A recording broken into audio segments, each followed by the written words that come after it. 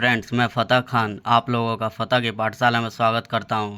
तो चलिए आज का सेशन शुरू करते हैं, जिसमें हम लोग सीटेट सितंबर 2026 में आने वाले सीडीपी का इम्पोर्टेंट एमसीक्यू देखेंगे, जो पेपर 1 और 2 दोनों के लिए इम्पोर्टेंट होगा। तो चलते हैं पहले क्वेश्चन पर।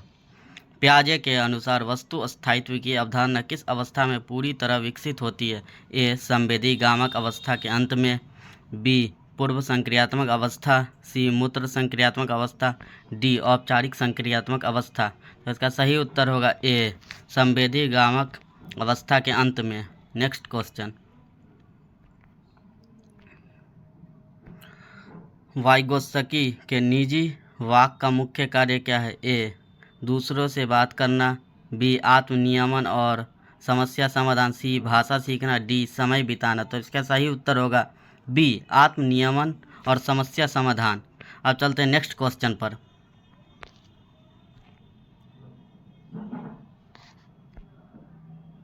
कोहलबर्ग के अनुसार नैतिक सापेक्षवाद किस अवस्था की विशेषता? ए.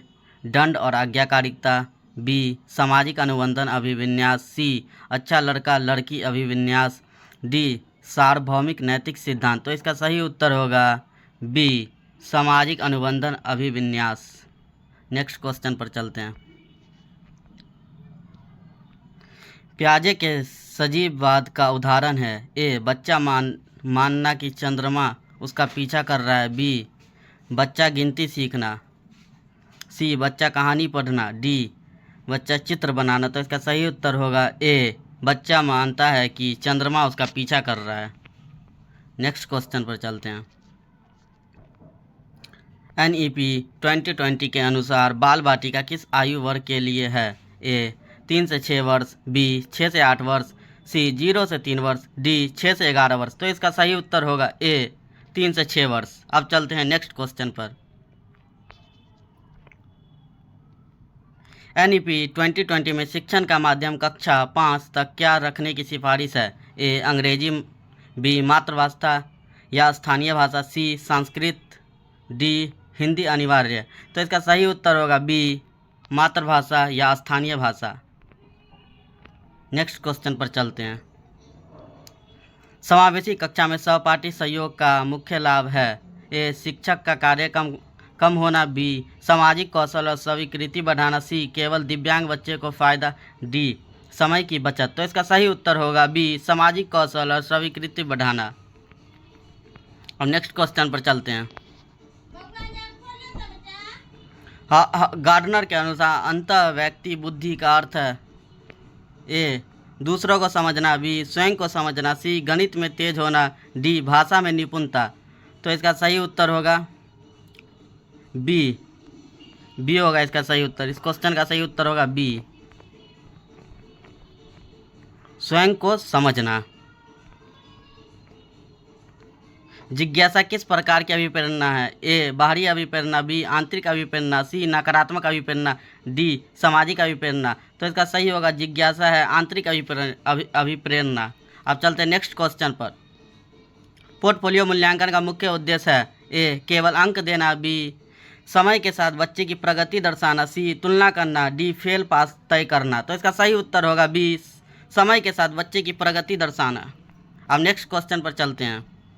NCF 2005 के अनुसार ज्ञान कैसा होता है? ए. स्थिर और पूर्ण, बी. निर्मित और विकासशील, सी. केवल पुस्तकों में, डी. शिक्षक के पास। तो इसका सही उत्तर होगा बी. निर्मित और विकासशील।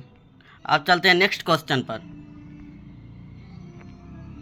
बहुभाषिकता को कक्षा में कैसे उपयोग करें? ए. केवल हिंदी अंग्रेजी बोलने दें, बी. बच्चे की भाषा को संसाधन के रूप में उपयोग करें, सी. मातृभाषा पर रोक लगाएं, डी. अनदेखा करें। तो इसका सही उत्तर होगा बी. बच्चे की भाषा को संसाधन के रूप में उपयोग करें। अब चलते हैं नेक्स्ट क्वेश्चन पर। वंचित वर्ग के बच्चों में अधिगम अंतराल का मुख्य कारण है? ए. कम बुद्धि, बी. सामाजिक आर्थिक और शैक्षिक अवसरों की कमी, सी. भाषा की समस्या मात्र, डी. रुचि की कमी। तो इसका सही उत्तर होगा बी. सामाजिक आर्थिक और शैक्षिक अवसरों की कमी। अब चलते हैं नेक्स्ट क्वेश्चन पर। खेल आधारित शिक्षा फाउंडेशनल स्टेज में क्यों जरूरी है? ए समय पास करने के लिए, बी खेल ही बच्चों का स्वाभाविक सीखने का तरीका, सी शिक्षकों को आराम देने के लिए, डी एनईपी में लिखा है इसीलिए, बी खेल ही बच्चों का स्वाभाविक सीखने का तरीका है। नेक्स्ट क्वेश्चन पर चलते हैं।